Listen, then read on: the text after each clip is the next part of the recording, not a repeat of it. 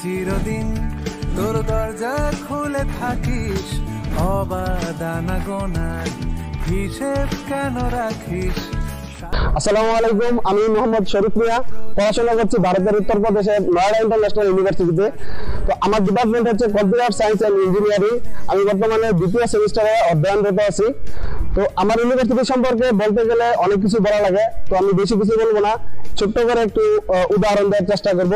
একটা ইউনিভার্সিটির মূল হচ্ছে ক্যাম্পাস, আর আমাদের ইউনিভার্সিটি হচ্ছে প্রায় 75 একর জমির উপর অবস্থিত বিশাল এক ক্যাম্পাস, যা দেখবে যে কেউ মুগ্ধ হতে বাধ্য। তো আমাদের আরেকটা বিষয় হচ্ছে সেটা আমাদের ডিপার্টমেন্ট।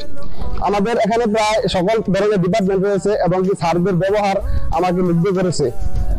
তো আপনারা যারা বাংলাদেশ থেকে ইন্ডিয়াতে পড়ার জন্য আগ্রহী আছেন, তারা অবশ্যই নয়ডা দেখতে পারেন।